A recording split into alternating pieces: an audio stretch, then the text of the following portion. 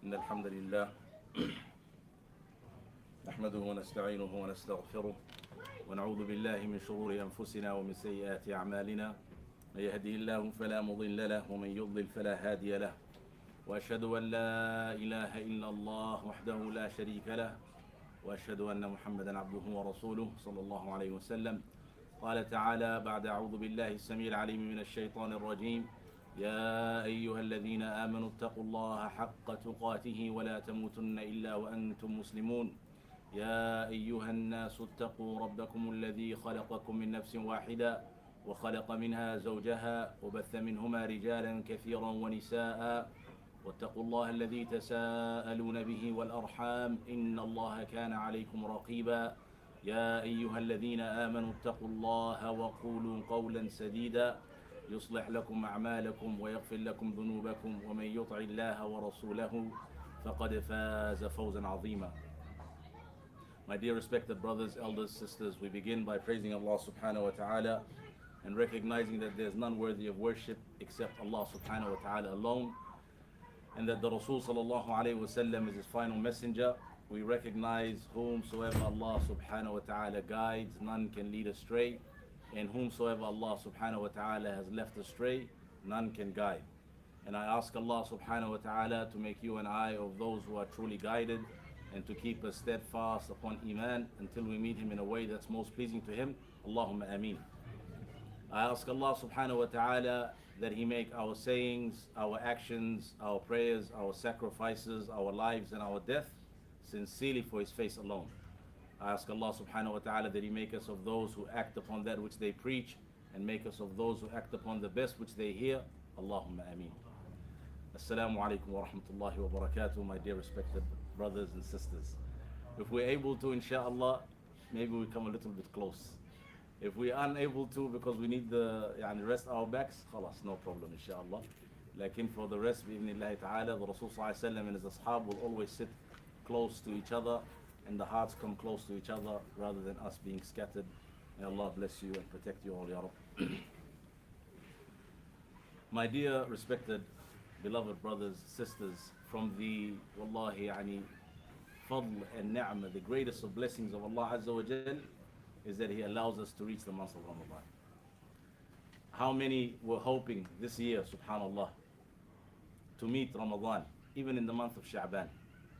Just within our small city of Perth, we have already now buried how many Muslims that were hoping to reach the month of Ramadan. Subhanallah, there were those who were probably maybe even planning. So for Allah Azza wa Jal to allow the servant to just reach the month of Ramadan, this in itself is a great blessing.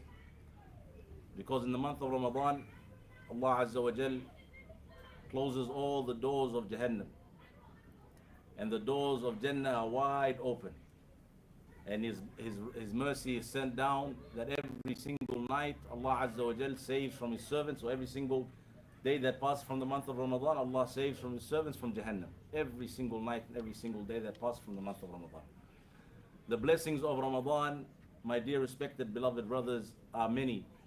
That the month of Ramadan, the a'mal are multiplied, the mercy of Allah Azza wa Jal is sent down, the shayateen are locked up. So the means of khair are wide open for the servant.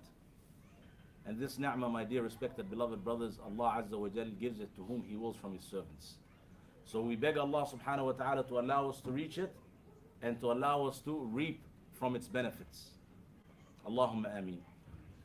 As we have previously mentioned these points elsewhere, we will go through them here today, inshallah. The first and most important thing is number one, dua.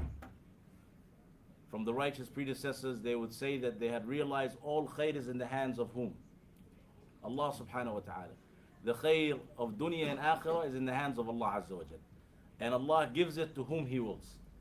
Whether it is the khair of hidayah and guidance, whether it's the khair of thabat and steadfastness, whether it's the khair of the being from Ahlul Quran, whether it's the khair of being of those of people of Qiyam, whether it's the khair of being from the people with pure hearts who hold no grudges or no hatred towards the believers, all of this fadl and purification is only from Allah Azza wa Jal. And the khair of dunya and akhirah is in the hands of Allah. So he said, when we had realized that all khair is with Allah Azza wa Jal, we recognize the greatest means to that is by begging who? Allah subhanahu wa ta'ala. Because if Allah gives it, no one can take it away. And if Allah withholds it, nobody can give it. You know, subhanallah, now by the fadl of Allah Azza wa Jal and His rahmah alone, that Allah gave us tawfiq to pray Maghrib. Wallahi, if Allah did not bring by our foreheads and forelocks to the masjid, we will not make one sajda to Allah subhanahu wa ta'ala. Wallahi al-azim. If it was not for the rahmah of Allah subhanahu wa ta'ala upon us, how many salahs did the shaitan and our hawa and our nafs get between us and make us miss from the opportunity of having our salah multiplied by 27 times in jama'ah? The reality, this tawfiq, it's only from Allah Azza wa Jal. So for the servant to be able to reap from the ni'mah and the blessings and the rahmah and the mercy and the guidance and the nur of the month of Ramadan, they have to beg ar-Rahman. And the righteous predecessors, 6 months before Ramadan, not in Sha'ban, they will beg Allah, Ya Allah, allow us to reach the month of Ramadan. And after the month of Ramadan, for 6 months, they are begging Allah, Ya Rabb, that you have accepted it from us, knowing the value and the greatness of the month of Ramadan. So for the believer to recognize where they want improvement, we all have shortcomings. Wallahi, no matter how righteous we look at, we all have shortcomings and things that we need improvement in. And the only one that can give us tawfiq to this is Allah subhanahu wa ta'ala. So we look to our own selves. Where is it that we want to increase? Where is it that we are falling short? Is it the fara'id that are most beloved to Ar-Rahman, that Allah Azza wa Jal has made the masajid, the places that they should be carried out? Is this where we are falling short? To beg Allah subhanahu wa ta'ala to make us of those who are steadfast in salah. Is it our shortcoming in regards to the Quran? Do we only visit the Quran from time to time after a long period of time? At times, subhanallah, may Allah not test us amongst us, or there are some that may not read the Quran except in the month of Ramadan, or except on special occasions. May Allah not make us like this, because this is from the means of doing hajr and turning away from the Quran, while it is the greatest form of guidance and purification. So we ask Allah Azza wa Jal to make us of those who recite the Quran. When we, subhanallah, and act upon it, when we look at the righteous predecessors, there are some, the majority, 7 days will not pass except that they would have completed their khatmah. Every Jum'ah, they will complete the khatmah. This is how they were. If a person increased, they will complete it every 3 days. If they decreased and it was like a taqsir, it was once in the month. Subhanallah. This is how they were. They had a system that every 7 days that they will complete the Quran. And if not able to, due to other forms of ibadah, even someone seeking their rizq and sustenance with the right intention, this is ibadah. So if they have become also, it becomes difficult, at least within the month, they should complete the Quran. But subhanallah, this is only one juz. One juz does not take 30 minutes. Isn't that the case? 25 minutes, 30 minutes, hakada. And you know, the average time that they say that we spend on these gadgets is 6 hours a day. 6 hours. Everyone can go on their phone, and we've discussed this previously, and check their average screen time. They have found that generally, on average, people spend 6 hours in front of the screen in this new age ibadah. Subhanallah. And the ajib thing is, for the young, youth and those who are involved in playing and social media, it can go up to 12 hours a day. 12 hours. You think about it, they have school, but subhanallah, now it's not like before. Before, when they play games, it will be in the living room. There will be a big screen method. The parents, if they let them play, they will tell them, khalas, 30 minutes, 1 hour is finished, stop. Now the gadget is with them 24 hours. Sometimes the parents think they are asleep and nur is coming out of the room.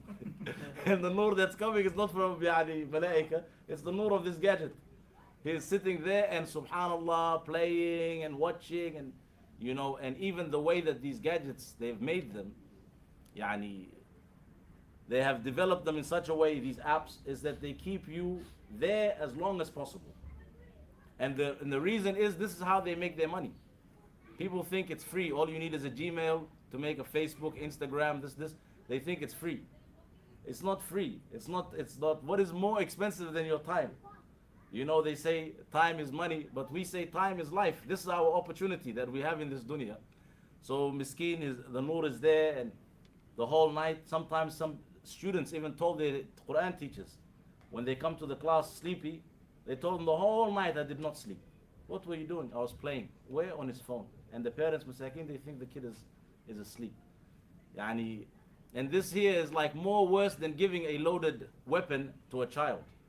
Wallahi by Allah, these gadgets, without going too far, it is more dangerous than a loaded weapon. You know, a loaded weapon, a father will not give them. We shouldn't speak about weapons, especially Ali. Let's say something that's very dangerous. You will not give it to your child because you fear that they will harm themselves. Wallahi, these gadgets, they are more dangerous than that. More dangerous because, for example, a weapon or something may injure them and harm their physical body. But these gadgets can harm their iman, their eternal existence of akhirah. You know, wallahi, how many cases have I seen that Muslims who have actually left the deen of Allah Azza wa Jal. May Allah protect us. Muslim youth who grew up in a Muslim family, sometimes even coming from a very practicing family. Why? Because their parents didn't know what they are watching. Shubuhat and people that are doing ta'an in the deen of Allah Azza wa Jal.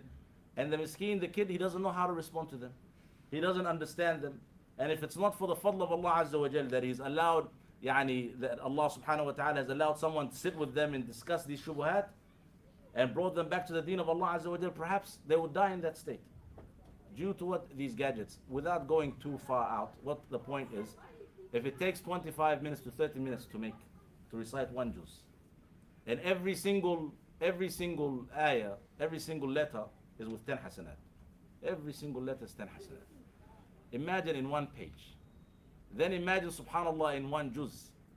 If we recite one juz in the thousands of hasanat, we will not be sinning thousands of sins a day. You know? The hadith that mentions if we say after the salah, subhanallah 33, and alhamdulillah 33, and Allahu Akbar 33, and then we say la ilaha illallah wahdahu la sharika lah, lahul mulk wa lahul hamdu wa ala kulli shay'in qadir. Altogether it's 100, and every single one is multiplied by 10. That's how many hasanat? 1,000 in every salah. Multiplied by 5 salahs, that's 5,000 hasanat. And our sins, they are recorded by one sin. Subhanallah. So may Allah not make us of those who their ones outweigh their tens, because the deeds are by 10, subhanallah.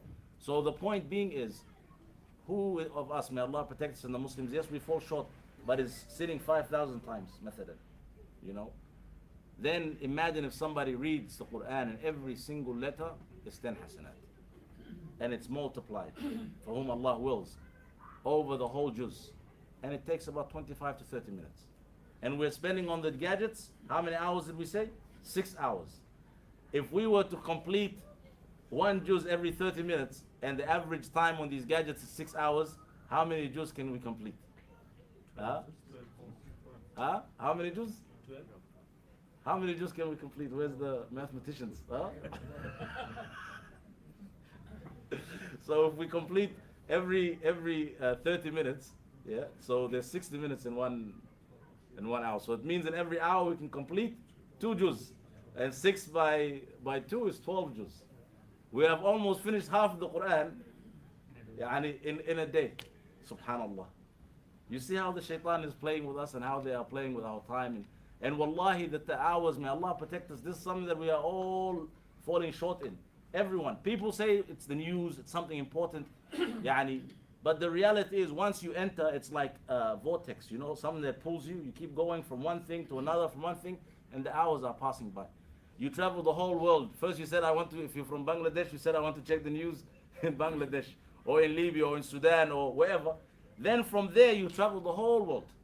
Flicking, looking here, checking here, and the hours, they go by, subhanAllah. The khulasa, what we want to come to, is that all tawfiq is from Allah Azza wa Jal. So number one, to seek where we are falling short, and to make dua that Allah gives us tawfiq. To make dua that Allah allow us to reach Ramadan, to accept it from us, to allow us to carry out as many good deeds as possible. Al-Imam al-Shafi'i, rahimahullah, he will make khatma of the Quran 60 times in the month of Ramadan. 60 times. That is twice every day.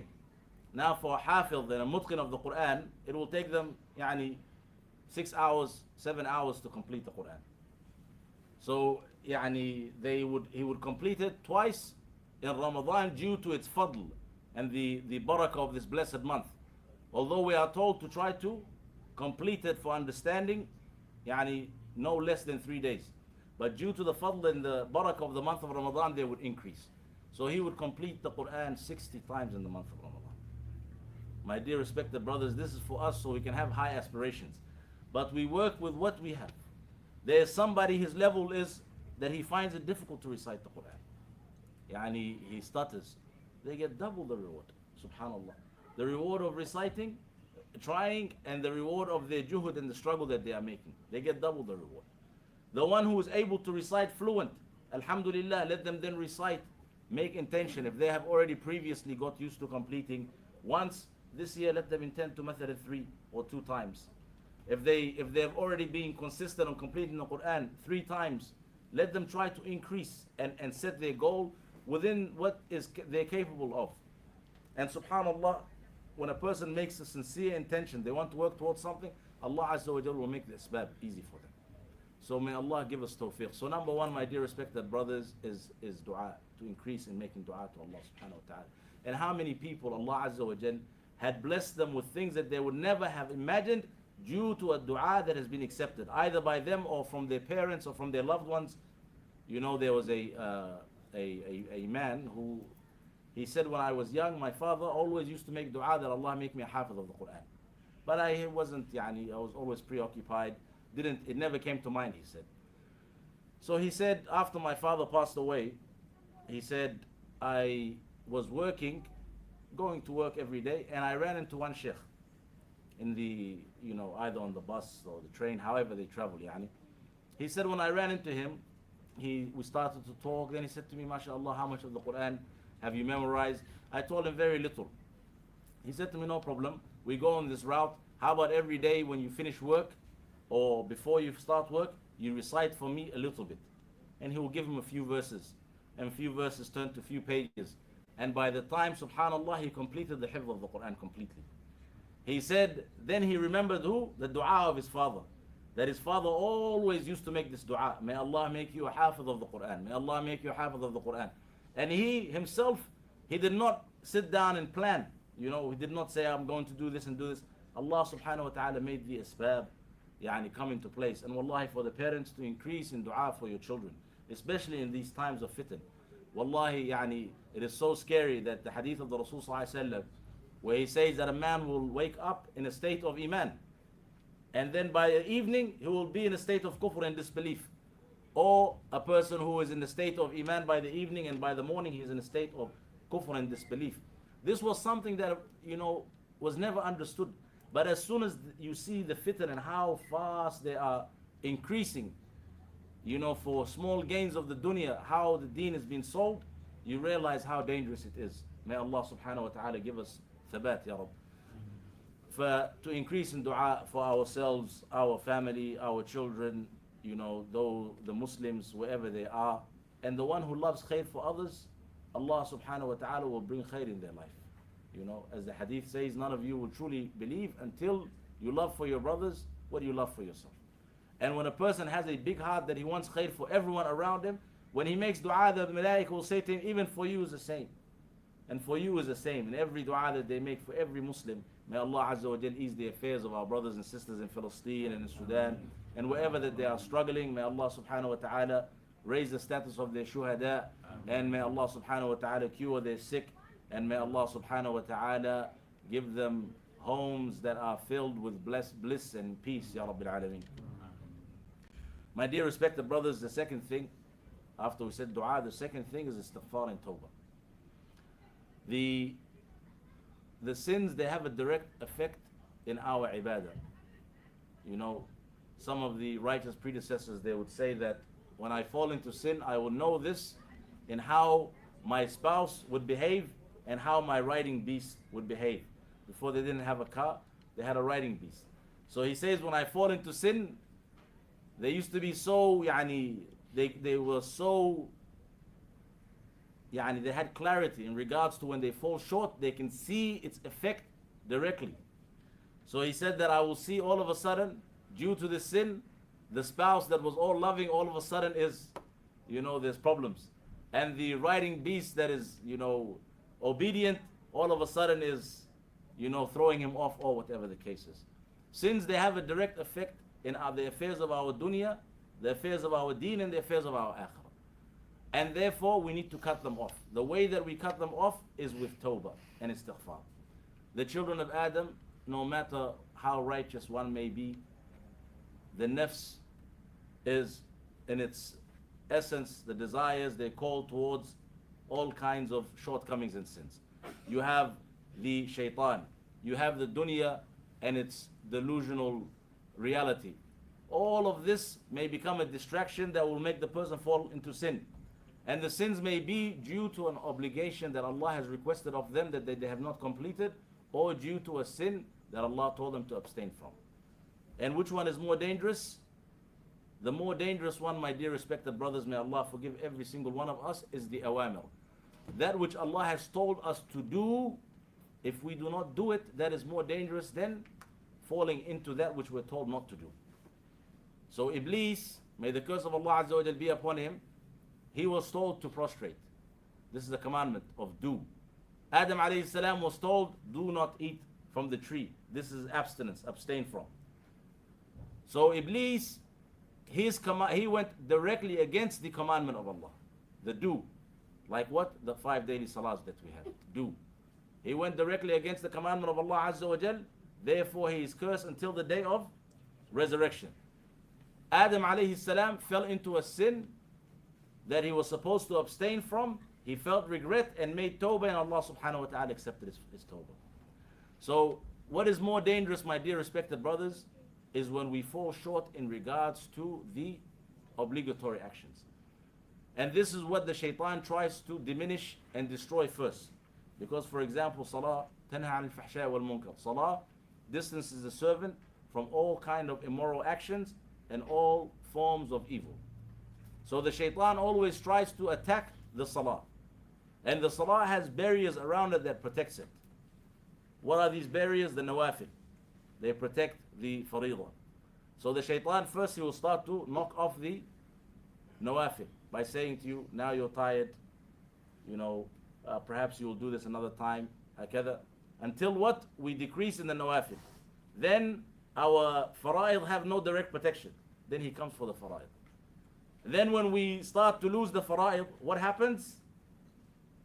Allah Azza wa Jal says they had lost that which Allah subhanahu wa ta'ala, the commandment of the salah, وَاتَّبَعُوا الشَّهْوَةِ. Then they follow their desires. So the moment we fall short in that which Allah Azza wa Jal has made obligatory upon us, then it becomes like an easy downhill decline.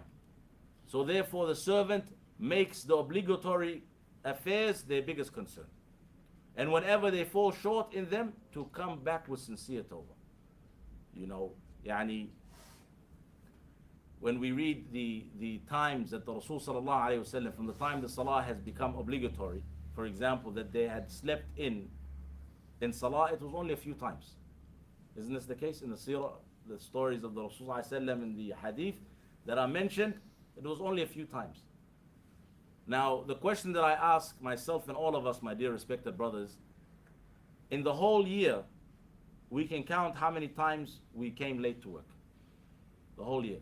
Because if we came late, you get a verbal warning. If it becomes a habit, then you get a written warning, and then you become jobless. Isn't this the... So if a person is late a few times, they can remember in the whole year how many times they became late. But in the salah, in the year, do we know how many salahs we've become late to, or we slept in, or we have not prayed in jama'ah? Do we know? The reality is, my dear respected brothers, we have made the greatest and most important of affairs light, and we have taken the light affairs and we have made them great.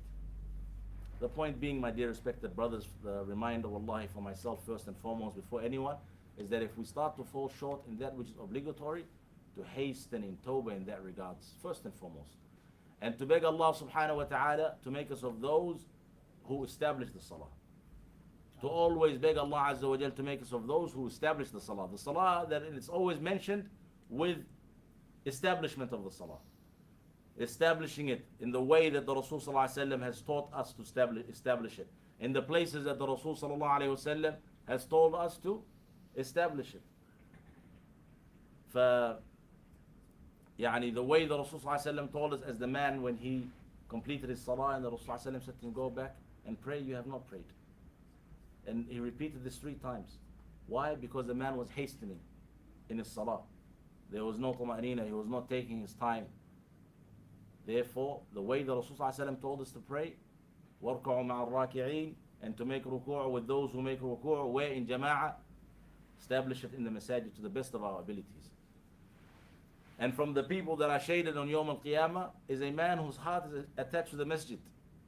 May Allah make our hearts attached to the masjid. The man whose heart is attached to the masjid, that if a day goes or a few salahs go that he did not visit the masjid, he will feel like something is missing from his entire day. For my dear respected brothers, the affair of tawbah and istighfar, whenever we find ourselves, number one, falling short on the obligatory actions, to come back with tawbah and to try to rectify the affair of our salah.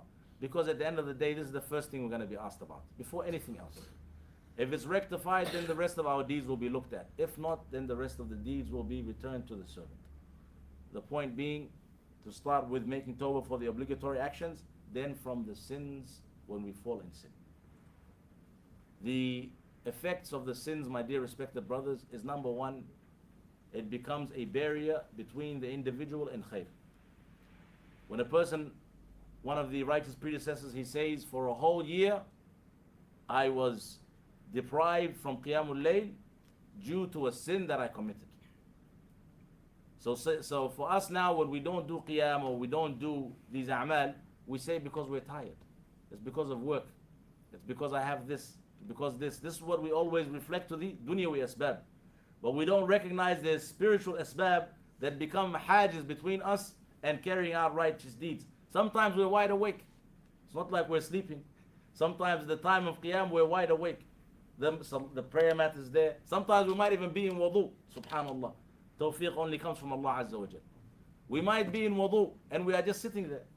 That these 2 rak'at, there are people in the grave, wallahi, they would wish to have that opportunity just to pray 2 rak'at to Allah subhanahu wa ta'ala. My dear respected brothers, what becomes the hajiz and the barrier is our own sins. And the sins have consequences. From this deprivation of carrying out righteous deeds, from ilm, that the person, subhanallah, sins, they pull with them other sins. When a person does not cut them off with tawbah, sins that they fall in, they pull with them other sins. It's like a chain reaction. So a person starts with a small sin and they think lightly of it. If they don't cut it off with tawbah, it will pull with that another sin. As Ibn Qayyim rahimahullah mentions. And that sin will pull with that another sin. If we cut it off with tawbah, it stops there by the fadl of Allah. If we do not cut it, a person will keep going until they find themselves deeper and deeper and deeper in a hole that they find very difficult to come out from. May Allah protect us from addictions and this and that. My dear respected brothers, also similarly, good deeds pull with them good deeds. Subhanallah, I'll give a simple example. By the fadl of Allah, Allah gave us tawfiq. We intended to come to pray in jama'ah. We prayed in jama'ah by the fadl of Allah. We entered the masjid and the niyyah was to pray in jama'ah. And Allah gave us tawfiq. Then whilst we were coming to the masjid, we saw our brother, we smiled in our brother's face. Sadaqah is written for the servant. He came for intention with one good deed, now another good deed is pulled with it. Then he shakes the hand of his brother and sins start to fall. As long as they are shaking hands, sins will start to fall. This is the means of having sins forgiven. Then subhanallah, Allah gave us tawfiq to sit in the masjid. That every time we are seated here in the masjid, the malaika, they're saying, oh Allah forgive them, oh Allah bestow your mercy on them. Oh Allah forgive them, oh Allah bestow your mercy on them. We may not see them, but by Allah the malaika are here. They gather in the majalis of the dhikr of Allah subhanahu wa ta'ala and in the masajid, and they make dua for the people that are in the masjid. Oh Allah is mentioned by the hadith of the Rasul sallallahu alayhi wa sallam, and the Rasul sallallahu alayhi wa sallam does not speak from his own desires. In huwa illa wahyun yuha. Then all of a sudden, we are now awaiting, we intended one salah, but Allah Azza wa Jal made it so that now we are sitting in a majlis of dhikr. Maybe perhaps we did not even intend for that majlis. The end of the majlis, the Rasulullah says, those who gather in the remembrance of Allah subhanahu wa ta'ala, at the end of that gathering, they are told, rise, you are all forgiven. May Allah make us of them, Ya Rabb. Then the person intended to pray Maghrib, but Allah subhanahu wa ta'ala blessed him to pray 2 salahs in Jama'ah. And every salah is multiplied by 27 times. He intended one good deed. Look at the fadl of Allah Azza wa Jal, of khair and barakah that Allah bestowed on the servant. My dear respected brothers, similarly as we mentioned, sin has the same effect. So we have to cut it off with tawbah. When a person makes a sincere tawbah to Allah subhanahu wa ta'ala from all of their sins, and they make istighfar to Allah Azza wa Jal from their specific sins, and they make tawbah to Allah, then they feel relieved and the ibadah becomes easy. The ibadah becomes easy. If we ever find that the obligatory actions are becoming difficult, or there's an ibadah that we want to carry out and we're unable to carry it out, we sit down and we make istighfar. We know now there's something there that is stopping us from carrying out this good deed. And how many of times we've intended khair, and the only thing that has become a barrier between us and that khair is the sins that we have committed. And Imam Ibn Taymiyyah, rahimahullah, he would say that whenever a mas'ala becomes difficult for me and I cannot understand it, he said, I will sit down and make istighfar 1,000 times. Now the mas'ala is not about the number. The point is he will make istighfar lots until Allah subhanahu wa ta'ala gives him clarity in that mas'ala. Similarly, our ibadah, our things that we want to carry out, if we find a barrier has come, we start to make istighfar and tawbah to Allah Azza wa Jal, that He eases our affair. And sometimes, you know, subhanAllah, the sins are not only the external physical sins, they are also sins of the heart. Perhaps someone, Allah Azza wa Jal, gave them tawfiq to carry out fasting Monday and Thursday. And for many years they are fasting like this. Then a sense of pride enters the heart. You see? إِنَّ اللَّهَ يَنْظُرُ إِلَىٰ قُلُوبِكُمْ وَأَعْمَالِكُمْ. Allah looks into your hearts and the actions that you carry out. So the person starts to feel proud. Then he sees other people, they're eating on Monday and Thursday. And then he says, look at these people. They are eating, subhanAllah. They should be fasting today. Don't they know? And internally, he's having this. Wallahi, by Allah. This kind of kibr and ghurur will become a barrier that perhaps that person stops fasting for only Allah knows how long. One of the brothers said, and he told me this himself personally. He said, I came to the Masjid in Fajr, and a lot of the brothers that he knows, he said they didn't come. So he said, subhanAllah, these brothers are all sleeping, he said. He said, I felt like a sense of pride. He said, these people are in the bed, alhamdulillah, I'm here. And he said, wallahi, for weeks I could not come to the masjid. It was his habit to come to the masjid to pray Fajr, he said, for weeks. And then he said, I recall that moment. And then he said, I made istighfar and tawbah to Allah Azza wa Jal. Then from the next day, he said, I started coming back to the masjid again. Similarly, there are sins that we carry out internally, not only externally. We have to look to our hearts. What is becoming a barrier? If somebody was given tawfiq to carry out a good deed for a long period of time, and all of a sudden they stop, they have to check. Because Allah is Kareem. He only increases a servant. And the hirman, or being deprived, it is due to our own deeds. And Allah subhanahu wa ta'ala is most merciful. When we come back, Allah subhanahu wa ta'ala will open up doors of khair. My dear respected brothers, to increase in tawbah. And for the servant, for the believer, no matter what they carry out of good, they should always feel like that, oh Allah, is this deed accepted from me? Not, look how much I have done. It is not about the amount, it's about the acceptance. Umar radiallahu anhu would say, if I knew that Allah Azza wa Jalla has accepted from me 2 rak'at, and Allah only accepts from the people of taqwa, then I would wish to leave this dunya. If I know that Allah has accepted it of me and Allah accepts from the people of taqwa, then it means that Allah subhanahu wa ta'ala has accepted this individual from the muttaqin. Then he said, I would wish to leave this dunya. The reality is, وَالَّذِينَ يُؤْتُونَ مَا آتَوْا وَقُلُوبُهُم وَجِلَتْ أَنَّهُمْ إِلَىٰ رَبِّهِمْ رَاجِعُونَ أُولَٰئِكَ يُسَارِعُونَ فِي الْخَيْرَاتِ وَهُمْ لَهَا سَابِقُونَ. When the believer carries out good, he always feels like a sense of between fear and hope. Is this action being accepted from me? Oh, Allah accepted from me. Not in a sense of ghurur and pride, I've done this and done that. How many have done so much more than us? Iblis was worshipping Allah Azza wa Jal until he reached this status. Until he was where with the malaika, with the angels. And then due to this one action, at the end, it turned everything upside down. For the believer to never ever feel proud, to never feel that they have become safe, to always belittle their a'mal in the sight of whom they are carrying their a'mal to Allah Azza wa Jal. It is mentioned from the righteous predecessors, when he would complete his salah, he will shake, shiver. When the people used to ask him about this, he would say that this is now, the salah is concluded and now it is going up to Allah subhanahu wa ta'ala. From all of the shortcomings it has, from how, just like now we prayed, subhanAllah. We prayed Maghrib. How much of the salah were we actually there? You know? How much of the salah were we actually, subhanAllah, directing our hearts and our bodies, everything directly to Allah Azza wa Jalla, saying He's greater than everything and everyone that we are thinking about. At times we enter the salah, and as I said, when the Imam says Assalamu alaikum, it is as if the plane lands. You know, we take off when he says Allahu Akbar, and the shaitan, he takes us from one place to another, thinking about this and this and this. And then when he says Assalamu alaikum, then the flight lands. Now we come back. You know, the whole time we traveled the whole world, and then perhaps sometimes the salah is finished and we do not even know what we recited or what the shaykh recited.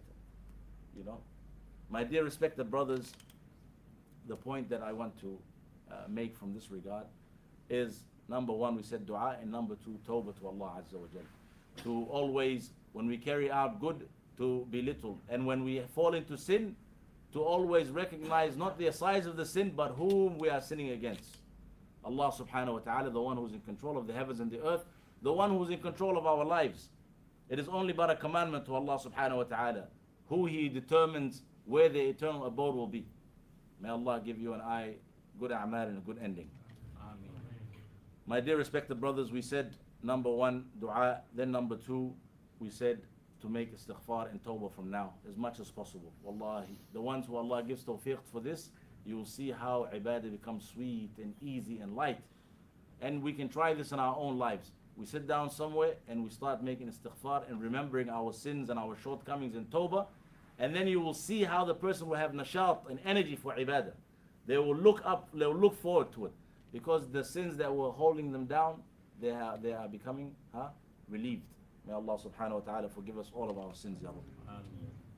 My dear respected brothers, and we have already spoken about the third one, it is the affair of the salah, and to try our best to establish the salah in jama'ah. The plots of the shaitan, what he does in the month of Ramadan, is that he makes us, by the tawfiq of Allah, fill the masajid in tarawih, which is amazing. Qiyamul layl, and Muslims are. But then, subhanallah, sleep in Fajr. That one Fajr, it is greater than the whole month of tarawih. The whole month of tarawih, nawafil, one faridah is more greater in the sight of Allah Azza wa Jal than all of the 20 or 8 or whatever rak'at that we make every single night. But the shaitan, he fools us. He makes us feel like we're in big ibadah, and then Fajr we are sleeping until the sun is in the sky. This is something that we need to pay close attention to. The faridah, once it passes by, it will never ever come back. There's no returning back to it, there's no rewinding, it's finished, khalas. The fara'id, they are most beloved and most important to Allah Azza wa Jal. As the hadith mentions, there is nothing greater that the servant becomes closer to Allah subhanahu wa ta'ala with, except with that which He had made obligatory upon them. And then they will increase in nawafil. After what? After the obligatory. Not bring the nawafil and then after bring the obligatory, meaning in regards to precedence and which is more important, the fara'id are more important. The dhuhr salah of that day of Ramadan, it is more valued in the sight of Allah Azza wa Jal than all of the qiyam that you do through the month of Ramadan. So let not the shaitan play with us in this affair. And let not the shaitan fool us by making us value that which is less valuable in the sight of Allah Azza wa Jal over that which is more valuable. Allah is telling you and I, there's nothing more greater that the servant can come close to Allah with, except through that which Allah has made obligatory. Then after that, the servant will increase in nawafil until Allah subhanahu wa ta'ala loves them. And if Allah loves the servant, he becomes his eyes that he sees with, and his ears that he hears with, you know, and his hands that he grasps with, and his, you know, his feet that he walks with, etc. And how so? That this servant, only looks, Allah will give him tawfiq that all he sees is that which is pleasing to Allah subhanahu wa ta'ala. And his hearing, Allah will give him tawfiq to only hear that which is pleasing to Allah azza wa jal. And what he grasps is only that which pleases Allah subhanahu wa ta'ala. When he walks, so Allah gives him tawfiq in the affairs that will destine for him his eternal abode, which is Jannah. If a servant becomes beloved to Allah subhanahu wa ta'ala, that the moment that he hears qila wa qal, you know what so and so said, and the backbiting, it is as if somebody is poking his ear physically, doesn't want to hear it. He'll tell them, fear Allah subhanahu wa ta'ala. This person is not with us. I don't want to carry his sins. I don't want to share with this major sin. Ghiba and namima, it's from the major sins. People think it's only in the tongue. His eyes, he will only look to that which is pleasing to Allah subhanahu wa ta'ala. He will only walk towards that which is pleasing to Allah. He will only grasp to that which is pleasing to Allah azza wa jal. The point being is rectifying the affair of the salah. Making this the pinnacle of all of our affairs in our day. Wallahi, it's so ajib, the shaitan, how he has played with us as, he has made us think that we plan the salah around our day. Meaning that we put the salah into our day when we have time. The reality is the salah is the most important part of our day. And then we fit everything else into our time, around the salah. This is how it should be. We don't fit the salah into our day when I have time. No, we fit everything else into the slots around our salah. My dear respected brothers, from the righteous predecessors, he would say that, by Allah, for 40 years I never ever saw the neck of an individual. Ya Rab, give us tawfiq, Ya Allah. For 40 years. Not I came after the, he's saying for 40 years I never saw the neck, because every single salah he's standing in the first salah. Can you imagine this? Subhanallah, look at the tawfiq of Allah subhanahu wa ta'ala. Not for 1 year, not for 2 years, for 40 years. There's a hadith that is mentioned that the one who prays 40 takbirat al-ihram in jama'ah, and Allah subhanahu wa ta'ala will, he will be relieved from nifaq, hypocrisy. For one of the mashayikh, young shaykh, he said that I made a goal to try to carry out the 40 salahs, for 40 days, to carry out the salahs, hakadha. He said after I had carried, and every time I go a little bit, I end up missing one, again I start again. And then I miss out and I start again. And I miss out and I start again. Until finally Allah gave him tawfiq and he completed all of them. And he said, I was so happy. So I saw one of the elders in the masjid, and I was so happy, and he told me, why are you so happy? I said, I had to give him the good news. He said to him, Allah gave me tawfiq to pray these 40 salahs, takbirat al-ihram in the masjid.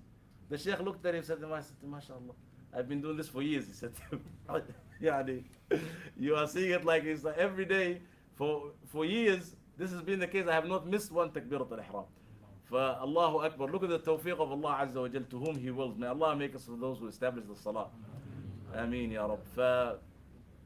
Subhanallah, the righteous predecessors, wallahi, it's so ajib when you read in regards to the salah. If they find someone coming into the masjid, this is such a sad feeling. May Allah ya Rab protect us from it. Sometimes if we come late and the people are leaving, that feeling? May Allah protect us. So he said that when the people are leaving, if they catch you and now you're coming and they are leaving, he said they will make ta'ziyah. They will, as if somebody has died, they will start making ta'ziyah to the individual that he had missed the jama'ah. This is how big of a deal it was for them. Another of the righteous predecessors, he said, for 40 years or 50 years, I have not missed any salah except for one salah, in jama'ah. And he said this was my mother passed away and we were preparing her janazah. Subhanallah, for them they recognize the significance and the importance and the value of the salah in the sight of Allah subhanahu wa ta'ala. And this is why Allah Azza wa Jal has made it so that when the dream came to those companions in regards to the adhan, come to salah, come to success. These were the words that were chosen. Subhanallah. They recognize their success in dunya and akhirah is in the hands of Allah Azza wa Jal. And if they respond to the call of Allah and the appointment of Allah Azza wa Jal, Allah will make them succeed in everything. But if they turn away from the appointment of the King of Kings, who's controlling dunya and akhirah, who's going to give them success? Where is it going to come from? The reality is this: how the shaitan fools us. We think that we are preoccupied with something, we will complete this, and then we'll go to salah. But the reality is, if we went to the success first, the one who's in control of success, Allah will give us success in that task at hand. Whether it is work, whether it's studying, and we have previously mentioned, some of them, there will be a carpenter, and he has the hammer in his hand, and the adhan will go off, he will not even strike the nail. He won't say just one more, because he knows that just one more will become two more, and the two more will become, and now the jama'ah is gone. He knows. So the moment he is Allahu Akbar, he puts it down, straight away leaves. And the Rasul was like this. He will be helping his family in the house, and then they say that the moment the adhan goes, it's as if he does not know us and we do not know him. Meaning, khalas, salah time, he is ready to leave. My dear respected brothers, the salah is the most important of affairs. And all of our sadaqah and all of the a'mal, the righteous good deeds and the good akhlaq and all of this is only looked at after the salah. So let you and I make a goal that we try all of our salahs to pray them in jama'ah. If we are unable to, khalas, we have exhausted all means, at least majority of our salahs to be in the masjid, in the jama'ah. My dear respected brothers, after that, the fourth affair is the Quran. Allah subhanahu wa ta'ala says, شهر Ramadan,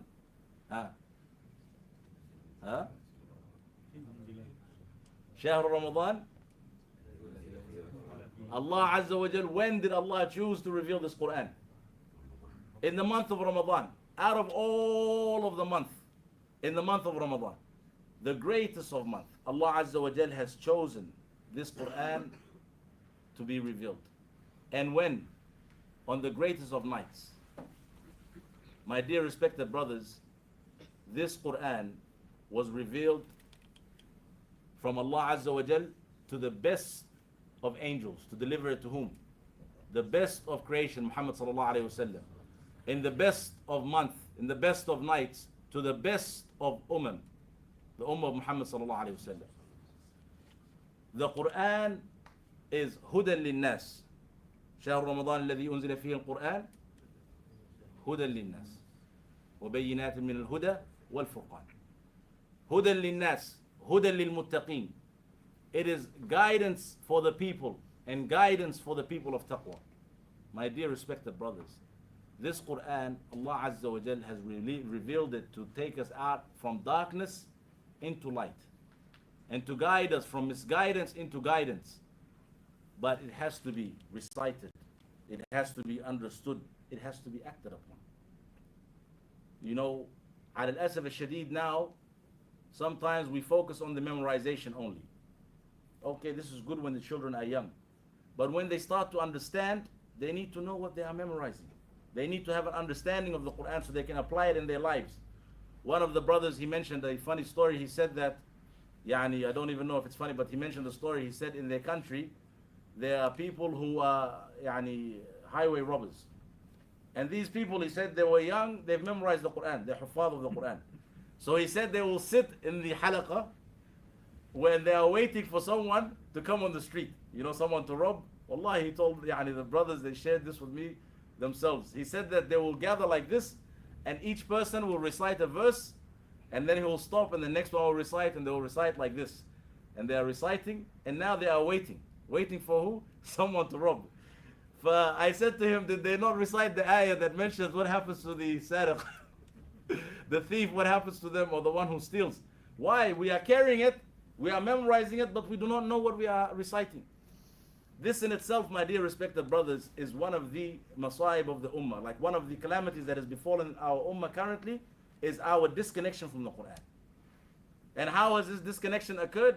It has occurred by the enemies of Allah Azza wa Jal trying to disconnect us from the language of the Quran. First of all, Arabic is the language of the Quran. It's the language of the Ummah, of the Muslims. It's not the language of the Arabs. So we think it's only for the Arabs. Well, khalas. The companions of the Rasul Sallallahu Alaihi Wasallam, they were from all different walks of life in different parts of places. They spoke Arabic. They understood the Quran. Hakada. Right now, you and I are sitting in this masjid. Some of us are from Indonesia, some from Malaysia, some from Sudan, some from Egypt, some from Libya, some from Pakistan, India, all Somalia, all different walks of life. in different countries. I'm speaking in English and you all understand what I'm saying. Isn't this the case? Why? Because we took the effort to learn and study the English language. For مثلا for work or for business or for schooling, whatever the case is. We took the asbab. Subhanallah, what is more important in our life is the affair of our akhirah and our deen. Now imagine if we took the same level of seriousness in regards to learning the language of the Quran. We will all be speaking in Arabic, we will all be reciting the Quran, understanding, studying it. This will be the case.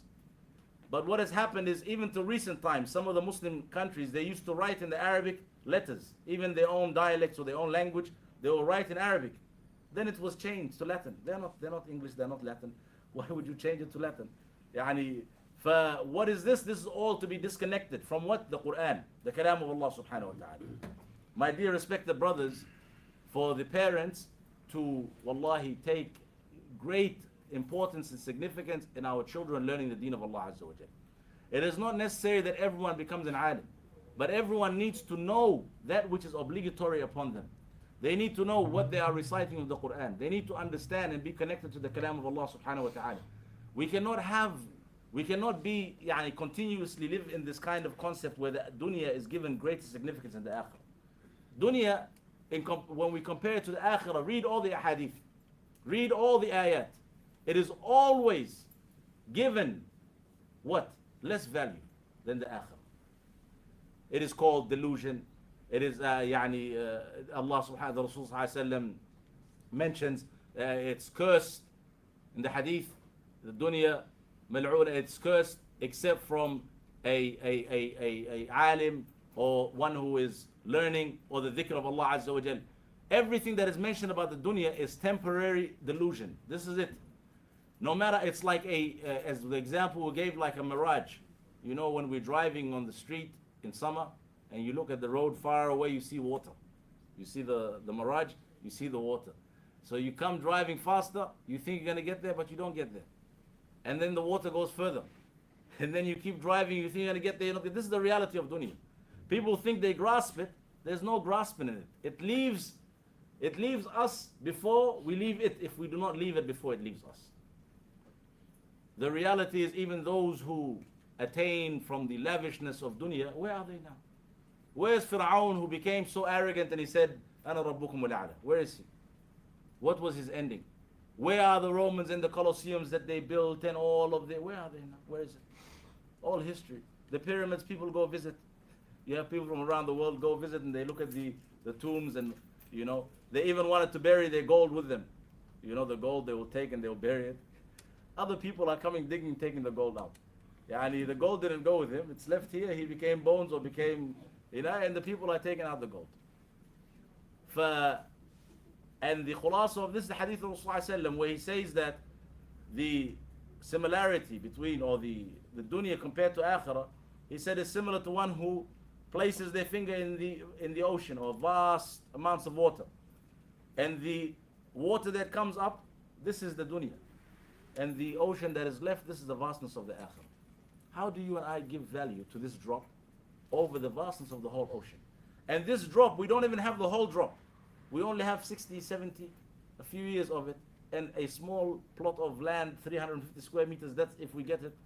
And nowadays, you have a 3-bedroom house, 800,000, 1 million, and people are spending 30, 40 years to pay it off, and then we are getting involved in riba, may Allah protect us, and then finding different avenues to get around the riba, and giving it different names, fatwa from here and fatwa from, and then at the end of the day, wallahi min turab ila turab.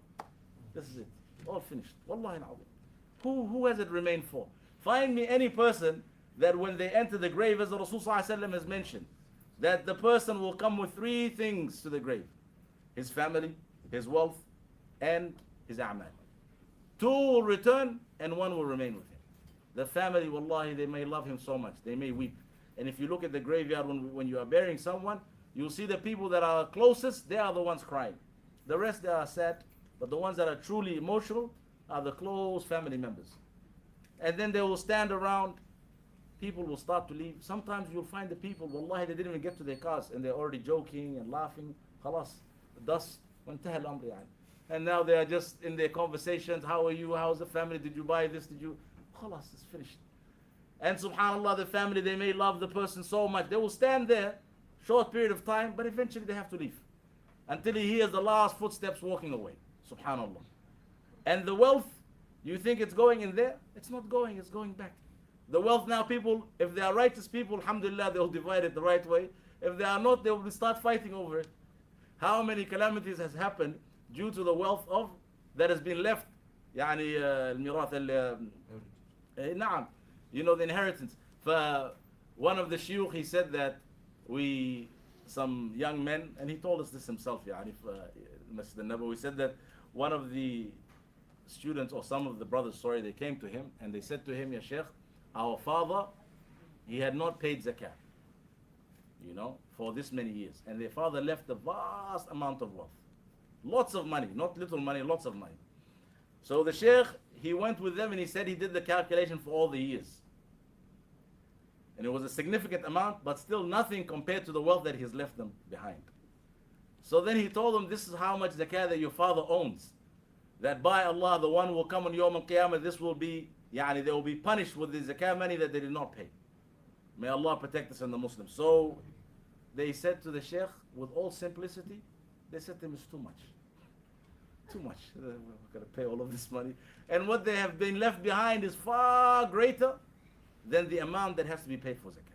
And now Miskin, he's probably in a state, yani, that is, and they said, this is too much. How are we going to, you know? Another Sheikh said that we went to some people and we told them, look, why don't you build a masjid? Your father has left millions and millions. Why don't you build a masjid on your father's behalf? They said to him he should have built the masjid when he was alive. When he was alive, he had the money. If he wanted to build a masjid, he would have built it. يعني سبحان الملك القدوس. Look at this, it's ajib, isn't it? فيا إخوة, we are just fooling ourselves, wallahi al-azim, with all of these distractions. Allah called it delusion, not I. This is what it is, delusion. يعني it's a mirage that's passing by, and the years, they pass by so quickly. You know, this young man now, Allah yahfadhu, sitting here today, he will remember this majlis just like a dream 10 years from now. The same way you and I now, if we look back to our schooling and our friends and the people that we knew and how many and the different teachers we had, and it seems like a dream. All gone, khalas, finished. Wallahi, if a person sits, if they try to remember everything, they squeeze all the juice from their brain, they will make one book, one volume. Intaha al-amr. That's the whole memory of the whole life. You read the biographies or the autobiographies, one volume, khalas, all finished. My dear brothers, the amal of the individual, their deeds is the only thing that will remain. Therefore, let us not expect other people to do our deeds for us. Let's hope that inshallah our children will make dua for us, and that, you know, people remember us in khair and they will build a wealth for us. But let us carry out our amal. This is more certain. Is it more certain that we hope someone else will carry it out on our behalf, or that we try to carry it out whilst we are still alive? The point that I am making, my dear respected beloved brothers, that you and I have an opportunity by the fadl of Allah subhanahu wa ta'ala. And our opportunity is the time that we have in this dunya. And the time that we have in this dunya is very limited with a very great purpose. That Allah subhanahu wa ta'ala has, وَمَا خَلَقْتُ الْجِنَّ وَالْإِنسَ إِلَّا لِيَعْبُدُونَ. That Allah has created us for His worship, for us to rectify the worship of Allah Azza wa Jal to the best of our abilities. And how did we reach to this point? We came to this point when we started discussing the recitation of the Quran. The recitation of the Quran that is guidance for the people. How would it guide us if we do not know what we are reciting?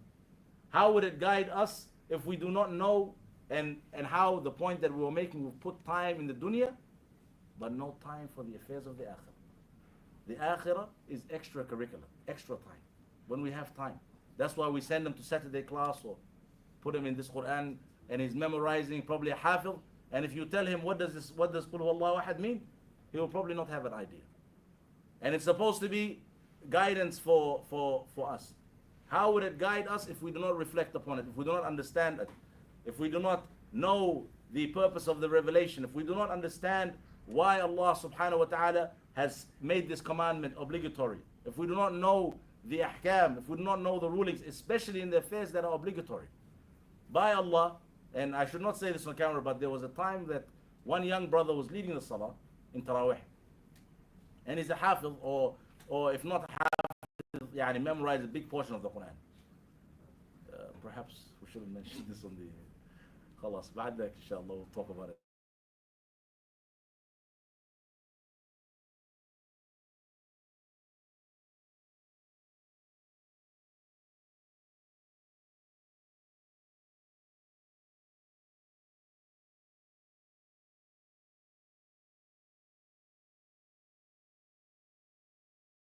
Is it's a guide for mankind, and I always give this example as a map. You know, a map is a form of guide. It's a guide. If a person is given a map and they do not know how to read the map, they jump in the car and they take the map with them and they're trying to reach Sydney or Melbourne, but they don't know how to read it. And there's no signs, and his mission is no gadgets to get to the destination. He will take the map and he will look at it like this, like this, like this. He will not get to his destination. Then, for example, يعني, this person, he has the map and he knows, يعني, but he doesn't understand it. He doesn't know the different language of the map. He will not also. The point being is, my dear respected brothers, if we want the Quran to be a source of guidance, we need to take the asbab that will lead to its understanding. And what is the greatest of asbab is learning the language of the Quran.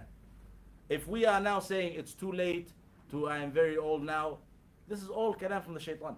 Some of us, we learned English fluently whilst we were grown men. Isn't that the case? Some people, they were very old and they learned the English language. It requires effort. Now, if we're saying this, let us make it a concern for our children to learn the deen of Allah Azza wa Jal and to learn the language of the Quran. Now, we cannot just put them in institute and hope that the institute is going to do this for us without following up. Because sometimes you will find kids who've gone through institutes, after 12 years, you give them the Mus'haf, they cannot read the Quran. Or after 12 years, they do not know anything from the Arabic language. Why? Again, because we've given the dunya a greater significance, and this is all extracurricular activities. Subhanallah, can you imagine? The greatest thing, the most valuable thing, the kalam of Allah subhanahu wa ta'ala, is something that we do on our spare time. The point is, my dear respected brothers, to build a strong connection with the Quran, to increase in the recitation of the Quran in the month of Ramadan as much as we possibly can. Now, by the fadl of Allah subhanahu wa ta'ala, a person can divide their day through their salahs. If they come to Fajr only 15-20 minutes before the adhan, they will have, subhanallah, time to read almost a juz. You know, and if they come مثلا Asr and remain after Asr in the month of Ramadan, they will be able to read another 2 juz, 3 juz, هكذا. Depends on their fluency. To break the day around the salah and then to try to recite as much as we possibly can, recognizing every single verse, every single letter is multiplied by 10. My dear respected brothers, and as for our future generation, wallahi, we need to have strong follow-up as parents, especially in regards to the institutes we put our children. We need to do a follow-up on a monthly, whatever the term, the year, on the Quran of our children, because we're not taking it valued, we're not valuing it ourselves. How are we expecting other people to value it? You know, some of the institutes, you will have parents, they will come and they are rushing to meet with the science teacher, math, physics, hakada. Why? Because it's going to bring some money in. This is why. This is the end goal, is that the person becomes successful in dunya so we can have some. Then you find Quran and Islamic studies and deen.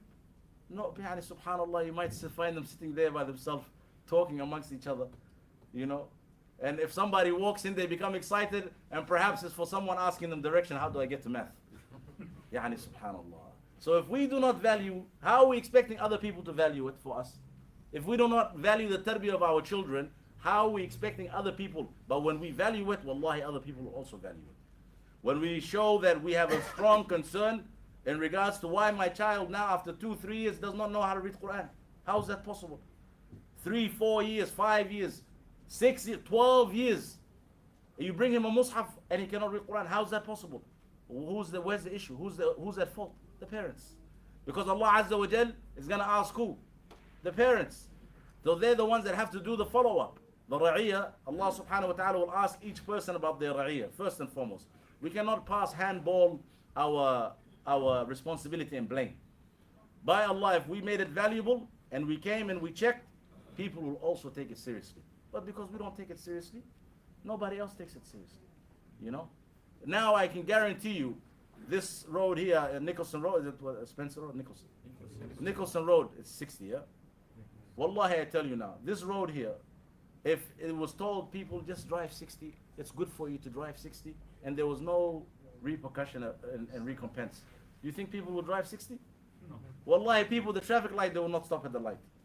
But people know there's recompense. You know, yani, there's somebody that's going to question them about why they are speeding, and maybe then they will have to call Ahmed and Muhammad to pick them up because they have no license. Isn't this the case? Because they recognize they have now come to a state of repercussion. If we do not have that, people will drive as they like, just like our countries. You know, there's a small joke I'll share with you. One of the, just on the side, one of the brothers, they said that he got picked up by a taxi driver.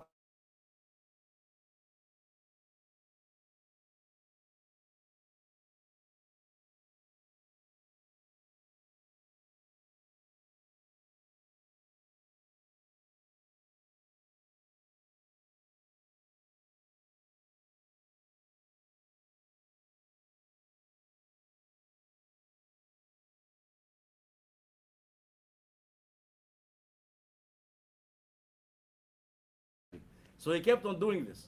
Then when he got to the green light, he hit the brake and he stopped. So then the man said to him, now it's green, why are you stopping? He said to him, perhaps there's another muallim from that side coming. Meaning I'm stopping for the guy who's like me, who's also running the red lights. The point that I'm making, my dear brothers, is that if we do not have any repercussions and recompense in regards to these affairs, they will just be left scattered. So our children, if they are placed in any institute, whether it's in the Masjid, wherever it is, they are learning Quran, we as parents need to follow up. My son has been in this institute for a year and he's still unable to read from the Quran. Why is that the case? Not 1 year, not 2 years, 12 years, and he's coming out and he's stuttering in the Quran. Why is that the case? You think if the parents took this affair seriously, the institute, wallahi, will take it seriously. But because the parents, they come and they're not visiting the Quran, they don't care what's happening, the institute says, khalas, this is not, this is what's happening to you and I. And why? Because we have valued dunya over akhirah. This is the reality of it. When the state of our affair that we are in as an ummah currently, one of the main reasons, as the Rasul mentioned, is al-wahn. حُبَّ الدُّنْيَا وَكَرَاهِيَةَ الْمَوْتِ. Love for dunya and the hatred of dying and meeting Allah Azza wa Jal. We have made the dunya over the akhirah. Therefore, how are we expecting success to come, and who is success going to come from? When the Sahaba made the akhirah the biggest concern, and those who followed them, Allah Azza wa Jal honored the ummah of Muhammad sallallahu alaihi wasallam in every aspect of life. They were leading in everything, not only in the knowledge of deen, even in the knowledge of dunya. Because from them, part of establishing their deen, they are khulafa in this ard, to make it a state of prosperity and peace for all of its dwellers. My dear respected brothers, we have mentioned the Quran, and I think now the time for adhan, or the time for adhan. We will conclude with this, inshallah. We've mentioned dua, asking Allah and begging Allah Azza wa Jal to allow us to reach the month of Ramadan and benefiting from it. We have mentioned to make istighfar and tawbah from all of our sins because they hold us back from increasing in good. We have mentioned to try to establish our salah to the best of our abilities, and the fara'id, they are far great in the sight of Allah than all of the nawafil. We have mentioned the increase of the recitation of the Quran, that Imam Shafi'i rahimahullah, he would recite the Quran up to 60 times in the month of Ramadan. Finally, my dear respected brothers, remove all distractions out of our lives, especially in the month of Ramadan. As we have mentioned, we're spending 6 hours a day with these gadgets. Let us look to any app on our phones. Those people that they are fallen into this, look to any app that you can actually see how many hours you're spending. Either delete it in the month of Ramadan or decrease the use of it. Because by removing these distractions, we can free up our time for khair. Remove all the distractions. And finally, the last point, bi'idhnillah, to plan our Ramadan by the tawfiq of Allah Azza wa Jal. My dear respected brothers, the Rasul ﷺ will make i'tikaf in the month of Ramadan, the last 10 nights. seeking out a night that is better than 1,000 months, more greater than, not equivalent to, more greater than 83 years. The ibadah that is multiplied in one single night. The same way we plan our holidays and we book this and we book that. Let you and I also plan our Ramadan, the 10 nights of Ramadan, to the best of our abilities. If we are unable to, every single, at least come in the evening, at night, seeking out Laylatul Qadr, standing in Qiyam, planning. This is our opportunity, if Allah allows us to reach it. And who knows if we have other opportunities after it. How many we have said now in the month of Sha'ban we have buried whilst they were hoping to meet this Ramadan. So last Ramadan was their last Ramadan. May Allah give us good a'mal and a good ending, to plan our Ramadan to the best of our abilities, to book ahead of time if you're at work. The same way we take holidays and breaks, that we have the month of Ramadan coming. Free up our schedule. May Allah Azza wa Jal allow us to reach the month of Ramadan, and He bless us with all doors of khair, Rabbil Alameen. May Allah subhanahu wa ta'ala forgive every single one of us at the end of this majlis. Allahumma ameen. If there's anyone amongst us sitting here who is in any form of ailment or illness or sickness, may Allah Azza wa Jal cure them. Allahumma ameen. If there's anyone amongst us who's in any form of debt, any financial hardship, may Allah Azza wa Jal relieve them. Allahumma ameen. If there's anyone amongst us who is involved in any form of sin, addiction, misguidance, may Allah Azza wa Jal guide them and guide us and keep us steadfast, Ya Rabbil Alameen. If there's anyone amongst us who has any form of shortcoming in regards to the obligatory actions and especially their salah, may Allah make us of those who establish the salah in the way that is most pleasing to Him. Allahumma ameen. I ask Allah Azza wa Jal to make us from Ahlul Quran, those who recite it day and night, those who recite it in their qiyam, those who understand it and act upon it, those who live and die by it. I ask Allah subhanahu wa ta'ala that He make our lives for Him and our death for Him, our sayings for Him and our actions for Him, and that He make every single aspect of our life sincerely for His face alone. May Allah Azza wa Jal make us of those that khair is opened with and all shut is closed by. Allahumma ameen. Allahumma rabbana atina fid dunya hasana wa fil akhirati hasana wa qina adhab an-nar. Rabbana la tuzigh qulubana ba'da idh hadaytana وهب لنا من لدنك رحمة إنك أنت الوهاب. اللهم آت نفوسنا تقواها وزكها أنت خير من زكاها أنت وليها ومولاها. اللهم اغفر لنا ولوالدينا وارحمهما كما ربونا صغارا. اللهم اغفر للمسلمين والمسلمات والمؤمنين والمؤمنات الأحياء منهم والأموات. اللهم انصر إخواننا في فلسطين وفي السودان وجميع أنحاء العالم يا رب العالمين. اللهم انصرهم نصرا عزيزا وفتحا قريبا. اللهم دمر أعداء الدين. اللهم دمرهم تدميرا. اللهم اعز الإسلام والمسلمين. اللهم اعز الإسلام والمسلمين. اللهم اعز الإسلام والمسلمين. اللهم صل وسلم وبارك على نبينا محمد وعلى آله وصحبه وسلم تسليما كثيرا. Anything that I have said which is right and khair is only from Allah Azza wa Jal. Anything that I have said which is wrong, it is only from myself and the shaitan. We ask Allah Azza wa Jal for His forgiveness, and we ask you for your forgiveness. Jazakum Allahu khair. Wassalamu alaikum wa rahmatullahi wa barakatuh.